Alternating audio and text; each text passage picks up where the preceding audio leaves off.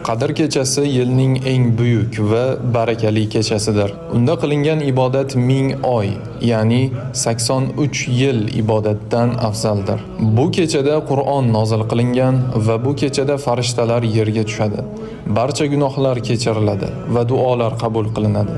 Rasululloh sallallohu alayhi va sallam bu kechani Ramazonning so'nggi 10 kunligida, ayniqsa tog' kechalarida qidirishni buyurganlar. Bu kechani zikr, Qur'on tilovati, duo va istig'for bilan o'tkazganlar ulkan ajrga ega bo'ladilar. Qadr kechasini g'ofillikda o'tkazib yubormang.